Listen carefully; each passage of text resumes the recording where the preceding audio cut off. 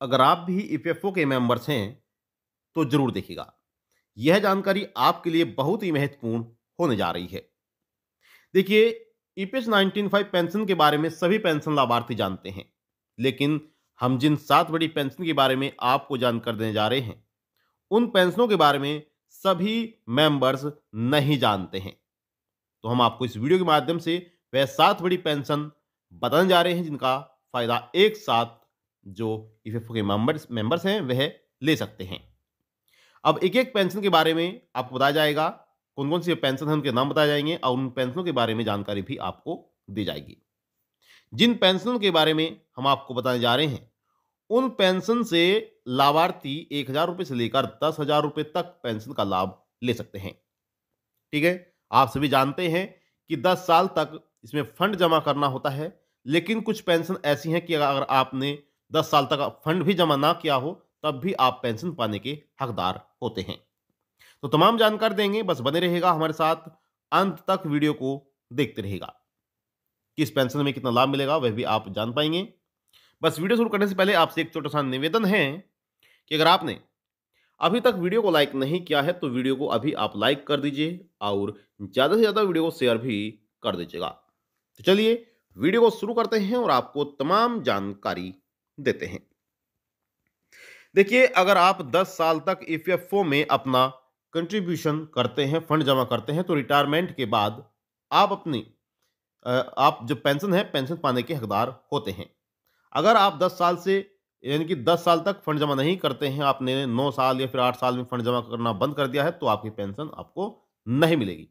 लेकिन कुछ पेंशन ऐसी भी हैं, जिसकी हम आपको शुरुआत में ही बता चुके हैं कि अगर आप 10 साल तक भी फंड जमा नहीं करते हैं, तब भी उन पेंशनों के अंतर्गत आप पेंशन पाने के हकदार होते हैं। हालाँकि उनमें कुछ शर्तें हैं, वे भी हम आपको बताएँगे। ठीक है? आप पेंशन पाने के हकदार होते हैं। ये पेंशन आपको 58 साल की उम्र से दी जाती है। ये एक कॉमन रूल है जो सभी मेंबर्स को पता होगा। लेकिन ईपीएफओ अलग-अलग स्थितियों में अलग-अलग स्थितियों के मुताबिक कई तरह की पेंशन देते हैं, जिनके बारे में हम आपको जानकारी देंगे। पूरी 7 प्रकार की पेंशन हैं जो ईपीएफओ मेंबर्स ले सकते हैं। कुछ स्थितियों में ईपीएफओ मेंबर्स का परिवार भी पेंशन पाने के हकदार होता है, लेकिन इसकी जानकारी तमाम लोगों को नहीं है। अगर आप भी प्राइवेट जॉब करते हैं और हर महीने ईपीएफ में अपना योगदान देते हैं, तो आपको जरूर मालूम होना चाहिए कि ईपीएफओ की तरफ से कितनी प्रकार की पेंशन दी जाती है। तो यहां पर एक पेंशन के बारे में जानते हैं। तो पेंशन नंबर 1, देखिए, पहली पेंशन है आपकी रिटायरमेंट पेंशन, जो पेंशन रिटायरमेंट के बाद कर्मचारी को मिलती है।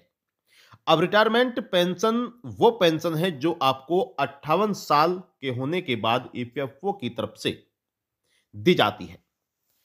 कितनी पेंशन बनेगी ये आपकी पेंशन फंड में कुल योगदान पर निर्भर करती है।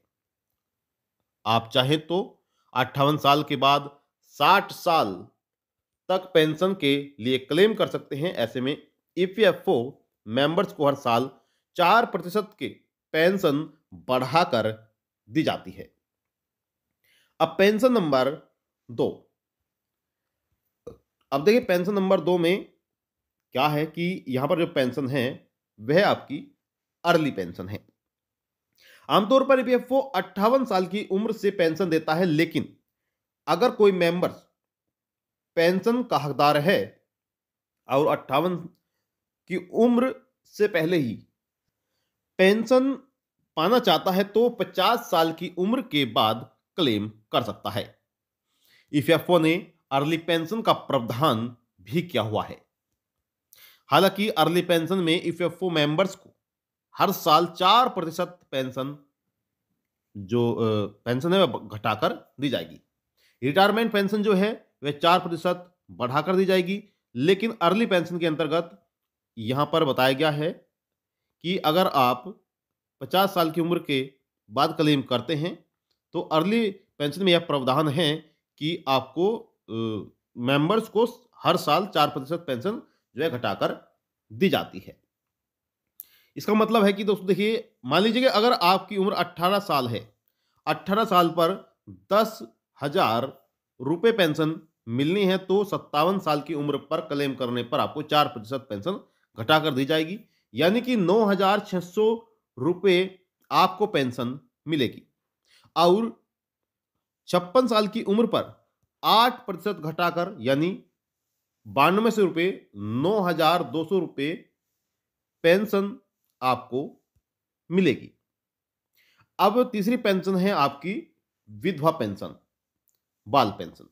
विधवा पेंशन या फिर बाल पेंशन, देखिए ईपीएफओ सब्सक्राइबर्स की मौत के बाद उनकी पत्नी व 25 साल के कम उम्र वाले 2 बच्चों को पेंशन के हकदार मानती हैं।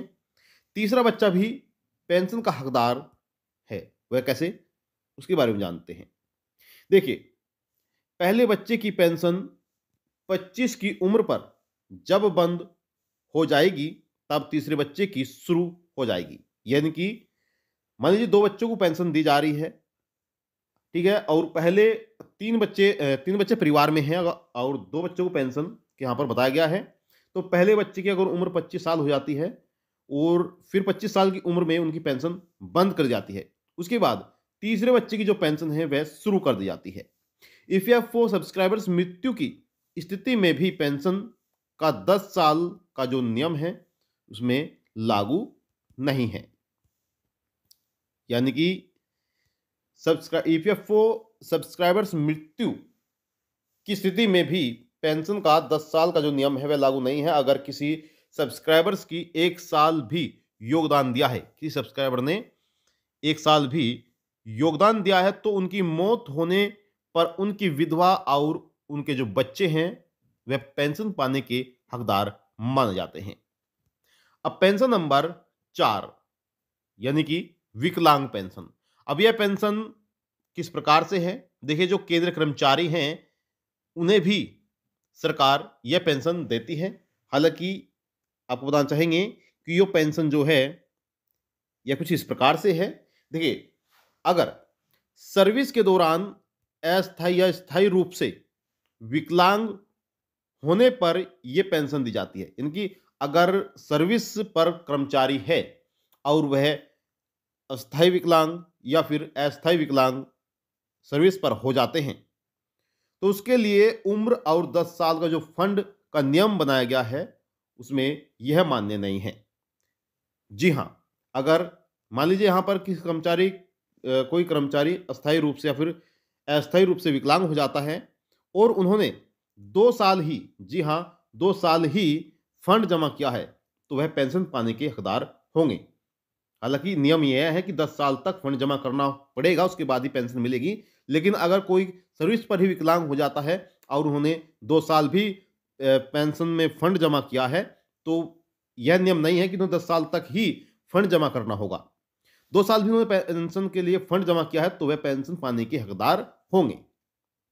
ठीक है, अब पेंशन नंबर 5, पेंशन नंबर 5 में बताया गया है अनाथ पेंशन। जी हाँ, देखिए ईपीएफओ सब्सक्राइबर की मौत होने के साथ उनकी पत्नी की भी मौत हो जाती है तो ऐसे में 25 साल से कम उम्र के 2 बच्चे जो हैं वे पेंशन के हकदार माने जाते हैं, वे पेंशन ले सकते हैं। ऐसी स्थिति के लिए ईपीएफओ के पास अनाथ पेंशन का भी प्रावधान है, लेकिन ये पेंशन बच्चों को 25 साल की उम्र तक ही मिलेगी। 25 साल से अधिक अगर 26वें साल में बच्चे लग जाते हैं तो फिर उनकी पेंशन जो है वह बंद कर दी जाएगी। अब पेंशन नंबर 6, अब पेंशन नंबर 6 में कौन सी पेंशन है, यह नॉमिनी पेंशन। जिस कर्मचारी की बैंक खाते में जो नॉमिनी होता है, ठीक है, तो उन्हें यह पेंशन दी जाती है। जो सर्विस में वह नाम लिखवाते हैं, बच्चों का या पत्नी का जो भी नाम लिखवाते हैं तो उन्हें यह पेंशन दी जाती है।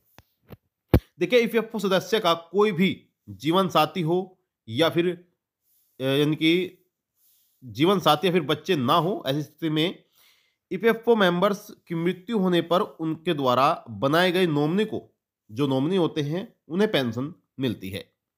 यानी कि अगर जो कर्मचारी है उनकी पत्नी भी नहीं है, उनके बच्चे भी नहीं हैं, तो ऐसी स्थिति में जो जिसे भी वह अपना नॉमिनी बनाएंगे, अपना वारिस बनाएंगे, उन्हें यह पेंशन दी जाएगी। अगर ईपीएफओ सदस्य ने अपने माता पिता दोनों को नॉमिनी बनाया है तो ऐसी स्थिति में तय हिस्से के हिसाब से पेंशन की रकम दोनों को मिलेगी। वहीं किसी एक को नॉमिनी बना है तो पूरी रकम नॉमिनी को दी जाएगी, यानी कि एक को ही दी जाएगी, या माता को या फिर पिता को। ठीक है, आई होप आप यहां तक समझ चुके होंगे। कोई भी आपका सवाल कर सकते हैं, आप सभी के सवालों के जवाब दिए जाएंगे। अगर आपने योजना online for you YouTube channel को सब्सक्राइब नहीं किया है तो चैनल को आप जरूर सब्सक्राइब कर लिए। पेंशन नंबर 7, देखिए, आश्रित माता पिता पेंशन। जी हां, ईपीएफओ के तहत अगर किसी सिंगल ईपीएफओ सब्सक्राइबर्स की मृत्यु हो जाती है तो उसके आश्रित पिता को पेंशन का हकदार माना जाता है। अगर पिता की मृत्यु हो जाती है तो फिर सब्सक्राइबर्स की मां को पेंशन मिलती है, उन्हें पूरी उम्र पेंशन दी जाती है। इसके लिए फॉर्म 10D भरना होता है। तो यह 7 प्रकार की, जी हां, 7 प्रकार की पेंशन है जो ईपीएफओ की तरफ से दी जाती है। तो ये थी आपके लिए महत्वपूर्ण जानकारी। आई होप आपको जानकारी अच्छी लगी होगी। आपसे निवेदन करते हैं कि अगर आपने अभी तक वीडियो को लाइक नहीं किया, वीडियो को लाइक कर दीजिए, ज़्यादा से ज़्यादा वीडियो को शेयर करिएगा। चैनल पर आप पहली बार आए हैं, चैनल को भी आप जरूर सब्सक्राइब कर लीजिएगा। कोई भी आपका सवाल करिएगा, आप सभी के सवालों के जवाब दिए जाएंगे। तो मिलते हैं अपने स्टूडियो में, तब तक के लिए जय हिंद, जय भारत।